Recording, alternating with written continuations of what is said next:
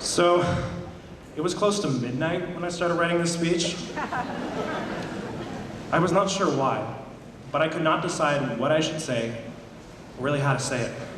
Here I am, given an opportunity to speak before my peers, our families, both young and old, our teachers, my fellow band members, administrators, and school board members.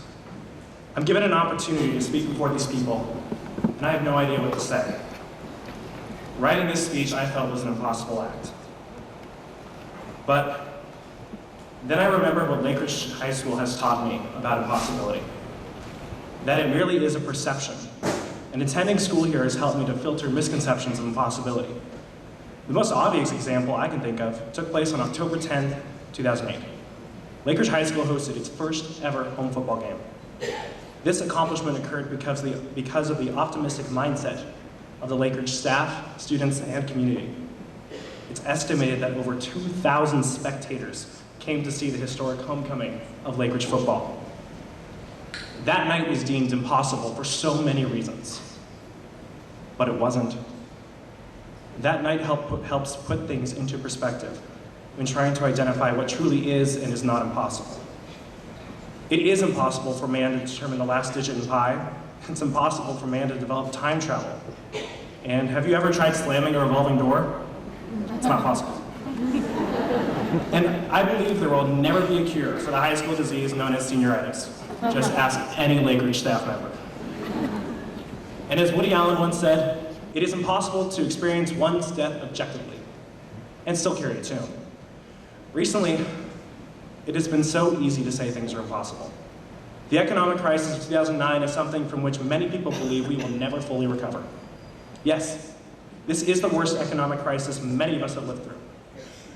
But how do you ever expect to be able to share with future generations how we lived through this economic turmoil if you do not convince yourself now that it will turn out better on the other side? Writing this speech, I knew was never possible. I knew that from the start. But if I would have not stayed as optimistic as I did, I would have never had a speech to work with. Lakeridge High School has provided us with this can-do attitude ever since we began school here in September of 2005.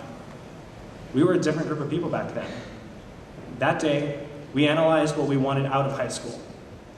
And today we reflect and evaluate exactly what we will take with us from our short time here. We attend high school for the gratification of a diploma. It sounds pretty cut and dry, but would we really be here if that wasn't true?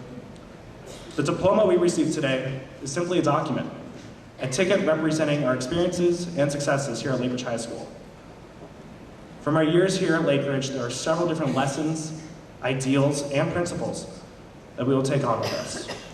Now, as we provide our thanks and appreciation this evening to the people sitting next to you and in the stands, remember these words from John F. Kennedy. He said, as we express our gratitude, we must never forget that the highest appreciation is not to utter words, but to live by them.